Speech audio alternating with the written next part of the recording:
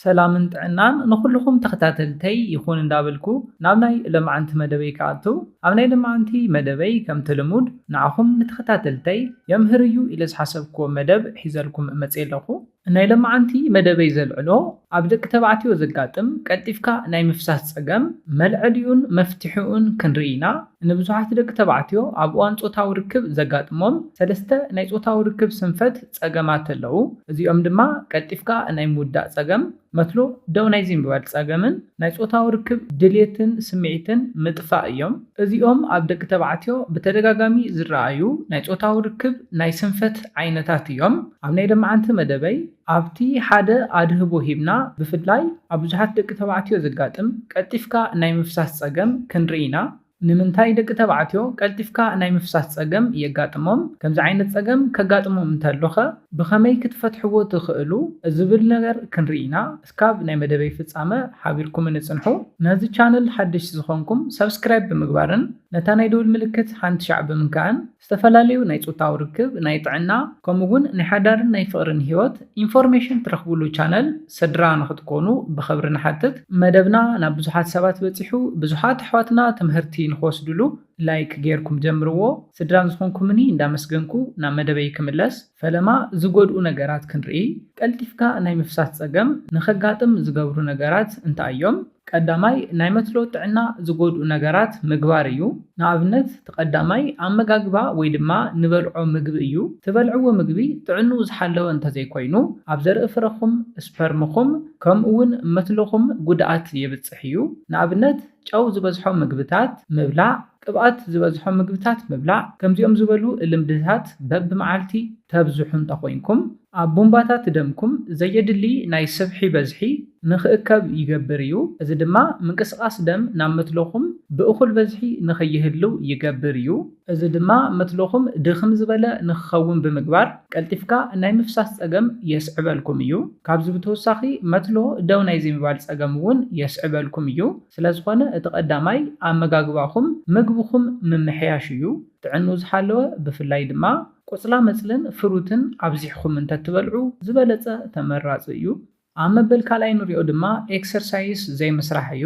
ንደቂ ተባዕትዮ ስትሮንግ ዝገብር ኣብ እዋን ፆታዊ ርክብ እውን ብሉፅ ዓቕሚ ንክህልወኩም ድሌትኩም ስምዒትኩም ንኽውስኽን ንነዊሕ ደቃይቕ ንመትሎኹም ደው ኢሉ ነቲ ርክብኩም ብዝግባእ ንምፍፃም ዝሕግዝ ስፖርታዊ ምንቅስቃስ ወይ ድማ ኤክሰርሳይዝ እዩ። ንንውሕ ዝበሉ ደቃይቕ ወይ ድማ ሰዓታት ኮፍ ትብሉ እንተኮይንኩም ኣብ ሰውነትኩም ዘየድሊ ስብሒ ዝእከብ እንተኮይኑ ኣብ እዋን ፆታዊ ርክብ ድኽም ዝበልኩም ንኽትኮኑ ይገብር እዩ። ስለዝኾነ ኤክሰርሳይዝ ምስራሕ እንተነኣሰ ኣብ ውሽጢ ሓደ መዓልቲ ን30 ደቂቕ ዝኣክል ስፖርታዊ ምንቅስቃስ ምስራሕ ግድን ክኸውን ኣለዎ። ኢቭን ወክ ምግባር እውን ኣድላይ እዩ። እዚ እውን ምስ ናይ መትሎ ጥዕና ዝተተሓዘ ስለዝኾነ እዩ። እቲ ሳልሳይ ንሪኦ ድማ ሜንታል ሄልዝ እዩ። ኣብዝሓ ግዜ ደቂ ተባዕትዮ ኣብ እዋን ፆታዊ ርክብ ቀልጢፍኩም ንኽትዓግቡን ንኽተፍስሱን ዝገብረኩም ነገር ይዕግባ ዶ ይኸውን? ቀልጢፈ የፍስስ ዶ ይኾን? መትሎይከ ደዋ ይብልን ዶ ይብለን ይኸውን? እዝብሉ ኣብ ኣእምሮኹም ናብ ፆታዊ ርክብ ክትኣቱ እንተለኹም ተሓስብዎም ነገራት እዮም። እዚኦም እውን ኣብ እዋን ፆታዊ ርክብ ድኽም ዝበልኩም ንኽትኮኑ ይገብርኹም እዮም። ነዚ እውን ክትፈልጡ ኣለኩም። ናብ ፆታዊ ርክብ ክትኣቱ እንተለኹም ዓርሰ እምነት ወይ ድማ ኮንፊደንስ ክህልወኩም ኣለዎ። ገና ናብ ፆታዊ ርክብ ምስ ኣተኹም ካብ ሕዚ ሕዚ ወዳእኹ መትሎይ ወዲቑኒ ብምባል እንዳተሻቐልኩም ናብ ፆታዊ ርክብ ተኣቱ እንተኮይንኩም በኣእምሮኹም ካሊእ ሓሳብ ጭንቀት ትፈጥሩ እንተኮይንኩም ኣብ እዋን ፆታዊ ርክብ የድክመኩም እዩ።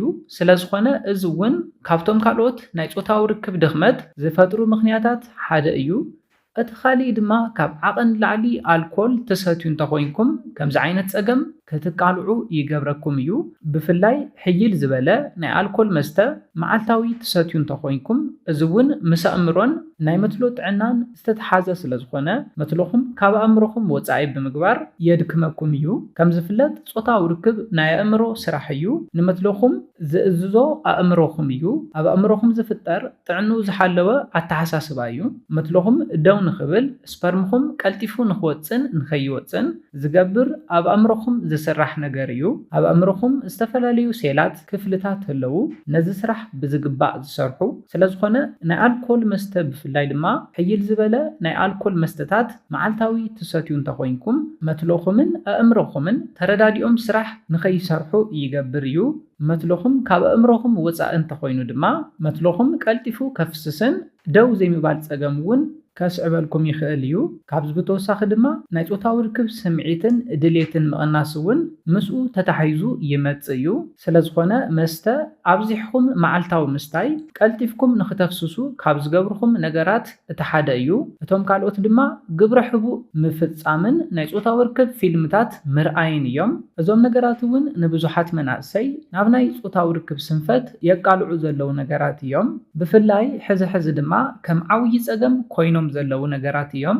ኩልሻዕ ናይ ፆታዊ ርክብ ፊልምታት ዝሪኡ ሰባት ግብረ ሕቡእ ይፍጽሙ እዮም እዞም ክልተ ነገራት ዝተተሓዙ ነገራት እዮም እዚኦም ድማ ንመትሎ ብስነ ኣእምሮውን ብኣካልን ዝጎድኡ ስለዝኾኑ ናይ ፆታዊ ርክብ ፊልምታት ምርኣይ ግብረ ሕቡእ ምፍጻም ናብ ቀልጢፍካ ምውዳእ ዘቃልዑ ምኽንያታት እዮም ስለዝኾነ ካብኣቶም እውን ክትርሕቁ ኣለኩም ኣብ መወዳእታ ንሪኦ ናብ ቀልጢፍካ ምፍሳስ ዘቃልዕ ምኽንያት ድማ ብጣዕሚ ሴንሲቲቭ ምዃን እዩ ከም ዝፍለጥ ናይ መትሎ ታሕተዋይ ክፋል ብጣዕሚ ሴንሲቲቭ እዩ እዚ ድማ ምስ ብልዕቲ ብተደጋጋሚ ክፋሓፋሕ እንተሎ ቀልጢፍካ ንኽተፍስስ ይገብረካ እዩ ኣብዚ ክትፈልጥዎ ዘለኩም ነገር እንታይ እዩ ትጥቀምዎ ናይ ፆታዊ ርክብ ናይ ፖዚሽን ዓይነት ምፍላጥን ፈሊኹም ምጥቃምን እዩ ነቲ ታሕተዋይ ክፋል መትሎኹም ደጋጊሙ ዝነክእ ደጋጊሙ ዝሓሳሲ ናይ ፆታዊ ርክብ ናይ ፖዚሽን ዓይነት ትጥቀሙ እንተኮይንኩም ቀልጢፍኩም ንኽተፍስሱ ይገብረኩም እዩ ስለዝኾነ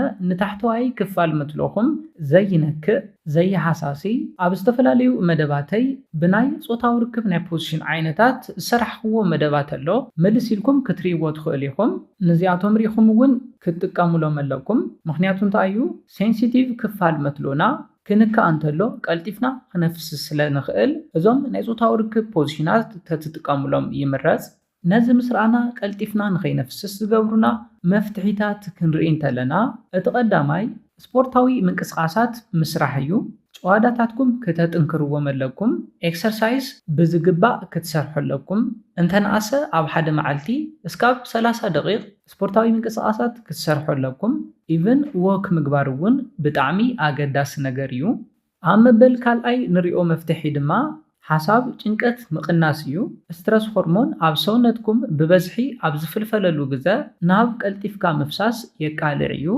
ስለዝኾነ ጭንቀት ስትረስ ክትቅንሱ ኣለኩም ኣብ መበል ሳልሳይ ንሪኦ ቀልጢፍኩም ንኸይተፍስሱ ዝገብር መፍትሒ ድማ ናይ ፆታዊ ርክብ ፊልምታት ናይ ምርኣይ ልምዲ እንተሃሊኩም ሪኢኹም እውን ግብረ ሕቡእ ትገብሩ እንተኮይንኩም ነዚ ጎዳእ ነገር ደው ክተብልዎ ኣለኩም ግብረ ሕቡእን ናይ ፆታዊ ርክብ ፊልምታት ምርኣይን ኣብ ናይ ፆታዊ ርክብ ፃኒሒትኩም ዓብዪ ተፅዕኖ ዘሕድሩ ሕማቕ ልምድታት ስለዝኾኑ ግብረ ሕቡእን ናይ ፆታዊ ርክብ ፊልምታት ምርኣይን ካብ ሂወትኩም ከተውግድዎ ዘለኩም ኣገዳሲ ነገር እዩ ኣብ መበል ራብዓይ ንሪኦ መፍትሒ ድማ ኣመጋግባኹም ምምሕያሽ እዩ ብፍላይ ጫው ዝበዝሖም ምግብታት ቅብኣት ዝበዝሖም ምግብታት ክትቅንሱ ኣለኩም ፍሩትን ቆፅላ መፅልን ኣብዚሕኩም ምብላዕ ክትለምዱ ኣለኩም ኣብ መበል ሓምሻይ ንሪኦ መፍትሒ ድማ ኣልኮሆል ኣብዚሕኩም ትሰትዩ እንተኮይንኩም እውን ምቕናስ እንተተኻኢሉ ድማ ምግዳፍ ብጣዕሚ ብሉፅ መፍትሒ እዩ ትጥቀምዎ ናይ ፆታዊ ርክብ ናይ ፖዚሽን ዓይነት